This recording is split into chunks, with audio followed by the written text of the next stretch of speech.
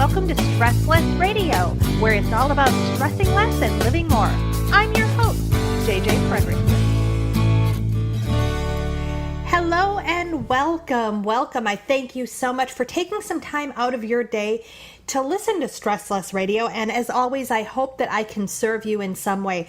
Now, this is the time of month, generally the second week of the month, that I talk about spiritual stress, because I'm all about hitting the stress in all areas of your life, whether it's body, mind, or spirit. Now, truth be told, I think almost all of our stress is really deep down related to spiritual stress. So let me talk about spiritual stress for a moment. What is spiritual stress? Well, for me, spiritual stress is any time that we are going against our spirit, where we are going against our essential nature of who we really are, when we are going against those inner promptings that we have, we are experiencing spiritual stress. And that's why I say almost all types of stress, I believe, are spiritual stress, because even the things I categorize as mental stressors, I believe have an element of the fact that you are going against your true divine nature. Now, a natural question might be, why would anyone do that? And the fact is that we all do it. We all do it for different reasons. And I just finished a book called The Lightworker's Way by Doreen Virtue, and I will link to it in my resources section on stresslessradio.com. But she writes in this book that we each created a basic life plan for ourselves before incarnation. However, we made this life plan when we were fully in our true self state of mind. After incarnation, we got trapped in thoughts about materiality, and our ego mind developed. So it really is about the ego. Now, the ego is not a bad thing. It's what we came here to Earth to experience, is what it's like to have that ego and feel those feelings that we don't feel when we're in our true self state of mind. So it's not that ego is a bad thing, but, I believe we came to Earth with this plan, and a lot of our life is uncovering what that plan was and aligning with that plan, aligning with our true nature. If you've listened to the show before, you know that over the last year I've been training to become a scientific hand analyst. And actually I am one. I received my level 1 training back in October of last year. And my training is amazing because it reveals that sacred contract plan through your fingerprints. Yes, that code is in your fingerprints. When we are in utero, there is an energetic pulse that happens between the 14th and 16th week of pregnancy that we like to think of as a divine soul energy. And that pulse creates the waves, the ridges on our fingers. And those ridges, just like our DNA has a code in them, those ridges contain the code of our sacred contract, our life purpose, our life lesson, and our life theme. It has that life plan that Doreen was talking about right there in our fingerprints. So I found that when I got my fingerprints read, it's a life purpose breakthrough on my product. It's also referred to as life prints or the life print blueprint. There are many ways to refer to this. It's a system that was uncovered by Richard Unger, if you're interested in doing a little bit of research. But when I got my information about the information that was contained in my fingerprints, my sacred contract, my reason that my soul came to incarnate, it felt so true, and not a woo-woo type of true. Based on my 20 years of studying personal growth, my 25 years of studying spirituality and different religions and so forth, what I know about myself and how I interact with the world was all revealed in my fingerprints in a matter of moments. And to be able to condense time like that, if I could condense all my personal development work and start from having this life plan, I mean, it's great. But I could also see where I still wasn't always in alignment. And I found that most of my stress comes when I'm not in alignment with what it says in my hands. I know that sounds out there for some of you, but it is true, and it keeps being proven true again and again and again for me. And now with my countless clients, I have been working with so many clients on aligning them with their purpose by first looking at their handprints and their fingerprints specifically, uncovering their life lesson, their life purpose, and life theme, and then we work on how to align them with it. And it's talk about quantum stress relief. It is quantum the way that these people are able to shift and start to immediately align the areas of their life where they weren't aligned. So today I wanted to talk about actually a client that I've been working with. And like I said, our fingerprints contain three main elements: our life purpose, or our soul's mission while we are here. They contain our life theme, which is that whole overlying theme in our life. So our purpose is related to our theme, and our life lesson is related to our theme. Everything we do is related to our theme. I think knowing all three elements is amazing, but for immediate stress relief, just knowing your theme is phenomenal. Because if you know your theme, for me, my life theme is all about love and judgment. So if I'm feeling stressed out, all I have to do to align with my purpose, all I have to do to align with my spirit, to get rid of that spiritual stress, is say, how can I show more love to myself and others? And where am I in judgment? Where am I in judgment? Where am I not being emotionally authentic, especially? Because a lot of that judgment comes with emotions for people who are in that theme of love and judgment. So that's all it boils down to. And like I said, my life theme also contributes to my life purpose and my life lesson. So today, like I said, I'm looking at one of my clients' files, and she has a life lesson that I wanted to talk about today. And it's a very common one. We all experience this at some time in our life, I'm guessing. I can't think of a human being who hasn't experienced this, which is why I'm sharing it with you. For some people who this is their life lesson, it comes up for them again and again and again. It's their biggest blind spot. And once they know that that's their biggest life lesson, their biggest blind spot, they can begin to have strategies around it so that they can align with their spirit better and eliminate the spiritual stress. See how that kind of works? So let me tell you first that these life lessons in our fingerprints, each finger stands for a different thing, and there are different archetypes, and it is a whole scientific system that's based on medical data. It's based on some ancient wisdom, and it is based on a whole heck of a lot of data collection and finding those correlations between personality and soul traits and what shows up in the fingerprints. So anyways, the life lesson is usually denoted by the least complex bridges, the least complex fingerprints in your hand. Indicates your life lesson and where they show up in your hand.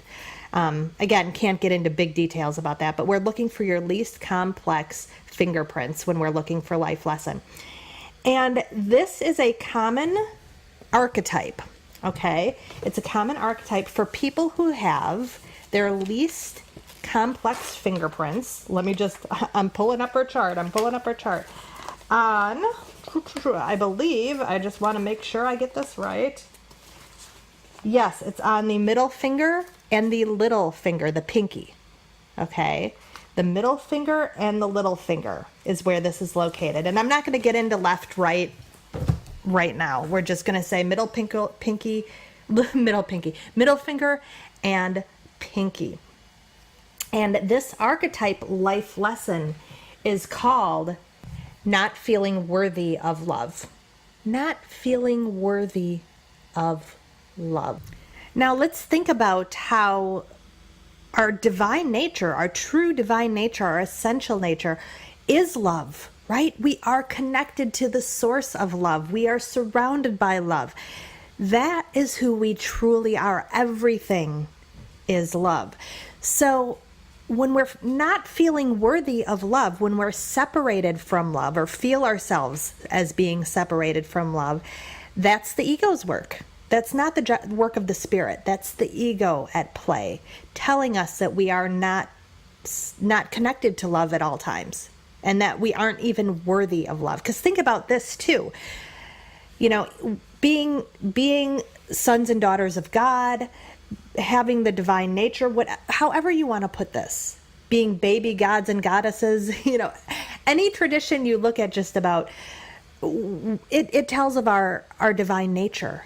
So how can someone who's divine not be worthy of love? Again, it's impossible. That's a paradox. It cannot happen. It's only our ego, when we see things through our ego, that we say, oh, wait a minute. I actually need to change who I am. I need to sacrifice myself in some way so that someone will love me, because I don't have that worth. I don't have that value by myself. Right? So see how that comes in. So right away, it's a stressful thought. Automatically you are experiencing spiritual stress because you are not recognizing that you are a precious divine being. So right there. And then you magnify it by creating these behaviors to try to compensate for low self-worth, or to try to win someone's love and acceptance and approval. Right? So the spiritual stress keeps compounding again and again and again. So I'm going to talk a little bit about how that spiritual stress can look in our life right after this break. We're going to take a quick break, and Stressless Radio will be back right after this.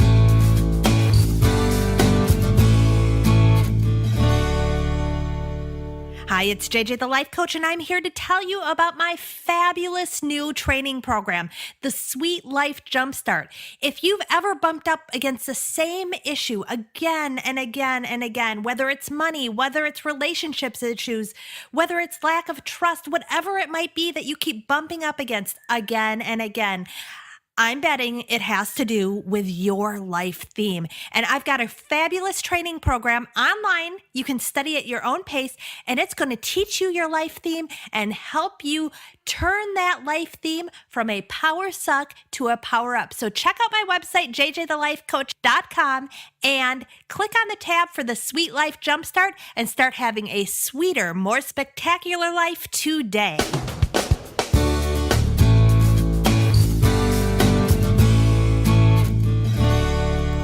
This is Stressless Radio here on the Amazing Woman of Power Talk 24/7 Radio Network, powered, as always, by Raven International. I am your host, Jayjay Frederickson, and today we are talking about spiritual stress, and especially the spiritual stress that comes when we have low self-worth, when we feel not worthy of someone else's love. So we do things. We compromise ourselves. We mold ourselves. We try to fit in, trying to earn somebody's love, somebody else's love. Now, I brought this up because, as I mentioned before the break, I was actually working on someone's life purpose breakthrough report this week, and her life lesson was all around these feelings of low self-worth, not feeling worthy of love. And as I said, we all have some experience of it. But for her, this experience is going to be much more pervasive in her life. It's her biggest blind spot. And that's whenever she sacrifices herself, compromises herself, starts feeling badly about herself, it is probably going to be tied into that. And what's interesting for her especially is her life theme, which actually my commercial was about life themes and my life theme product. Her life theme is around service and sacrifice. So she tends to sacrifice herself based on her life theme to try to win other people's love is how those two exactly fit together. It's a beautiful, the way everything fits so nicely. And so the thing about both life themes and life lessons, such as this not feeling worthy of love, is that we are looking for the Goldilocks point in it. So someone who is not feeling worthy of love has low self-worth, and they might actually, not everyone, but some of them might actually bounce between feelings of low self-worth and inflated self-worth. Not too much, not too little, or too much, too little, so that they can find that Goldilocks point where they feel confident in themselves and they have good, appropriate self-worth, right? They're not squashing other people thinking that they're better than others, but they feel appropriately value, like they have appropriate value, and they value themselves appropriately. So I just wanted to bring that up before we go into the talk, because as I talk about some of the ways that this actually shows up in the world, I wanted to mention that some of the things might seem very opposite.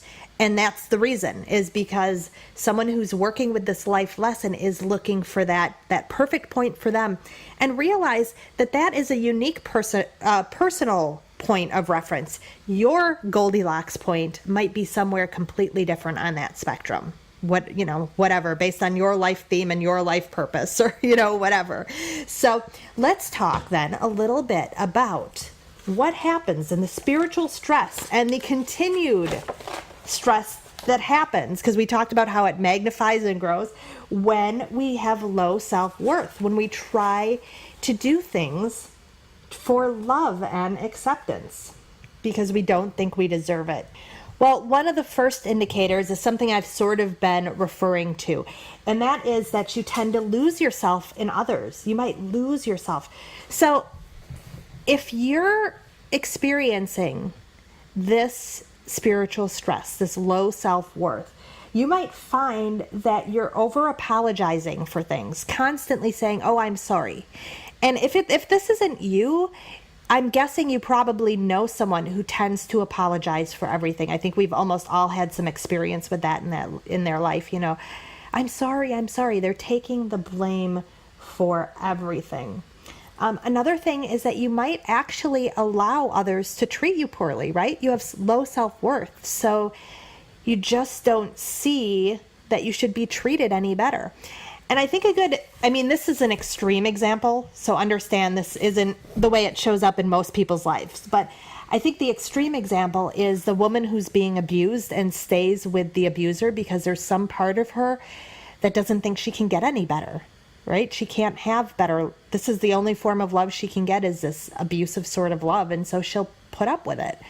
So again, not at that level, but look at where in your life you have perhaps allowed other people to treat you poorly, or allowed them to overstep your boundaries, right? Maybe it's your boss at work and you've done it not even so much to get love, but for acceptance at work. You want to get that promotion, so you let him or her berate you a little bit more than you'd let anyone else. Has that ever happened to you? So think about it. Another one, and this is not my life lesson around self-worth, but this is something that I do very much, and it is part of my life theme also of love and judgment. Changing yourself to meet the expectations of others.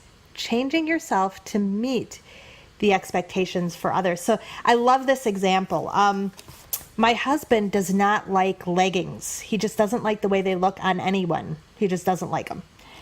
And so when I found this out many, many years ago, early in our relationship, I stopped buying leggings.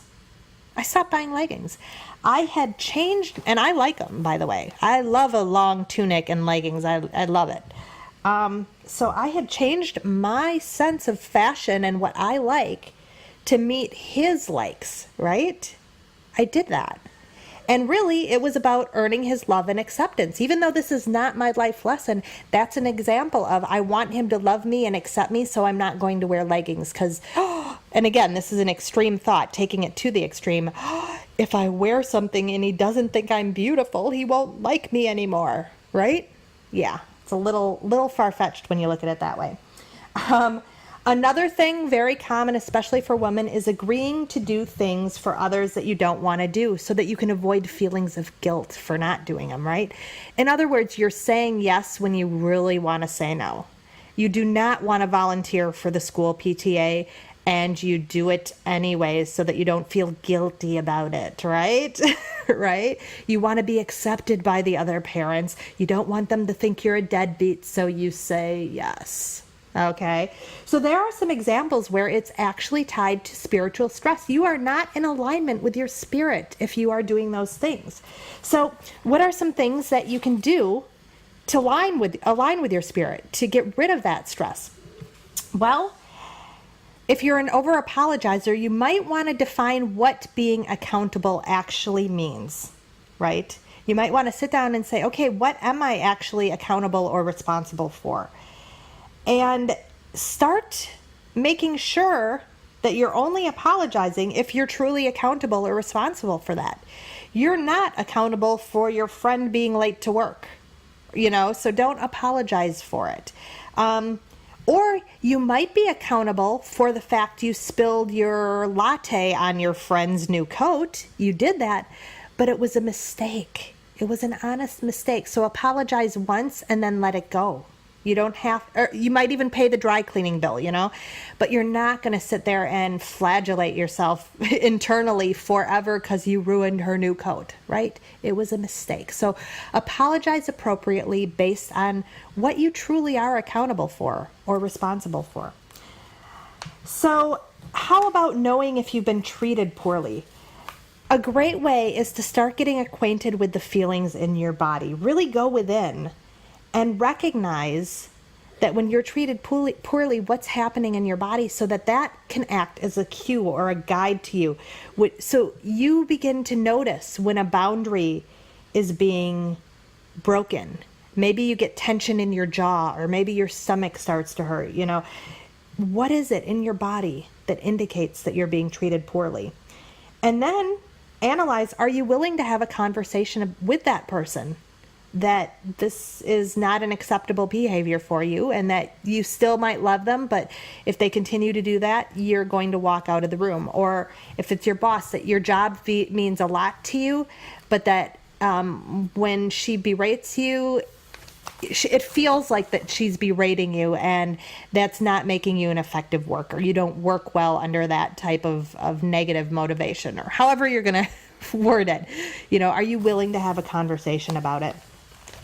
And then, like I mentioned, with my client especially, whose life theme is around service and sacrifice, get clear on where you're sacrificing yourself versus making a compromise or working as a team, right? Because you might have some family you might want to, maybe this is a good example. Maybe I would like to be going to play practice 5 days a week, but I have a family and I'm part of that family team. So doing every play during the year does not contribute to me being part of that team, right? So as a compromise, maybe I do every other play or one play a year. That is a compromise, but it's not sacrificing myself, correct? See the difference there?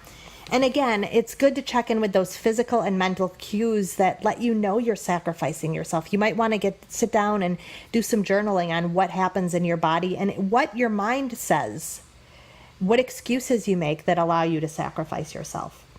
And then the last thing in this area is when feelings of guilt arise, because guilt, I mentioned this is a middle finger. This is a middle finger life lesson. And that is often associated with feelings of guilt, that you're not living up to your responsibilities in some way. The middle finger is all about responsibilities with your resources. And so you have guilt if you feel like you're not meeting your responsibilities. And you might find that your guilt is unwarranted if you talk to the people around you about it. You might say, I'm really feeling guilty about doing this play once a year. And your husband might say, honey, you're making a mountain out of a molehill. Once a year is fine. Yes, if it was every play, it would be really rough around the household, but really, don't feel guilty. Once a year is good. Okay? Okay, so there's some hints for you, some on-purpose remedies for what happens when you start losing yourself and others, how you can recognize it and what you can do about it. Now, there are a couple of other indicators that you might be in this life lesson or this spiritual stress of having this low self-worth, of sacrificing yourself, basically, going against your true divine nature to try to get love and acceptance, to try to feel worthy of love and acceptance. And these issues are usually around integrity. These are all my integrity issues. So you might be someone who's constantly checking in with yourself about how you're coming across to others, right?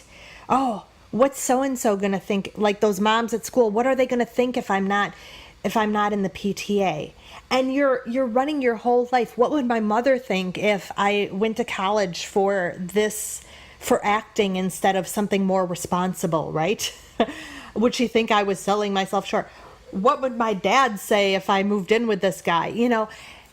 Not that it's not okay to evaluate things, but if you are doing that all the time, if you are constantly worried about how you'll come across to others instead of following through on your inner guidance, that is an indicator that you are trying to make yourself worthy of their love and acceptance. You might also move a little further down that path where you're actually deceiving others to get what you want. Actually sort of using a little deceit in there. That might be an indicator, and it's a lack of integrity, right? You're not in alignment with yourself, your values, but you're doing it to get that love and attention that you want. Maybe someone who, I was going to say fake a headache, but that automatically made my brain go to getting out of sex, right? That old stereotype about women. But seriously, maybe you wake up with a little headache and your husband's like, oh, I'm so sorry. What can I do for you? And the headache goes away around noon, but you pretend you have it all night long because he's treating you so sweetly, right? That would be an example of deceiving others to get what is wanted. Another instance is trying to buy others' love and affection. And this might be physically buying things, or it might just be overcompensating. Because remember, I said that middle finger's around responsibility with resources.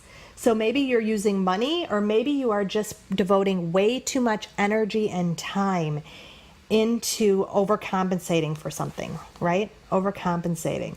Oh, I'm a working mom, so I'm going to overcompensate by making every weekend a trip to the amusement park for my kids, whatever it might be, or letting them get away with things that they shouldn't, or ice cream for every dinner, however you might be overcompensating.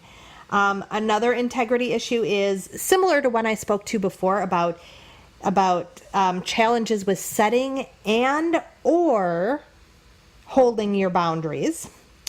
And there's also could be a fear of committing to others or committing to doing what you value and believing in. So there's an element of not wanting to commit to things, because remember, if you're constantly gauging yourself by how the people around you might react, you can't make a commitment because you don't know. Maybe your husband loves leggings today and he hates them tomorrow. You can't say your stance on leggings because you don't know if it's going to change, right? That's an integrity issue. And the final one I wanted to mention was believing you are right, darn it, so that your bad behaviors are justified, right? So you have to prove you're right all the time so that you can get away with the things that are not in your integrity. So again, these are all self-esteem, or not self-esteem, but self-worth issues. So what do we do about them? Well, always, always, always check in with yourself first and practice aligning with what you want and need. That is the right thing for you to do. Don't worry about what the outer says. Really align with yourself. And be honest with yourself about when you're deceiving or when you might be manipulating, right? Ask people for help in meeting your desires and needs and wants instead of using deceit. Just tell your husband you want a foot. Can he give you a foot rub? He might say no, but you can ask, right? Understand that your time and energy have great value, and you don't have to overdo it, right? You have a lot to offer. You don't have to overdo it, and you don't have to do and be perfect for everybody in everything you do. Practice your boundaries, even the small ones, right? Set up structures and support that help you follow through with your feelings and your tasks. And just dare to see another person's point of view. But don't take it on as your own, right? That's just their opinion. That's just their opinion. Remember that you are a divine, precious being, and you are love. You are always connected to love. You don't have to break your integrity, sell yourself short, or lose yourself and others to try to gain love and acceptance. Heck, you are love and acceptance and constantly connected to that source. So I am so out of time. Thanks for listening. I am out of here. Have a great week where you are stressing less and living more.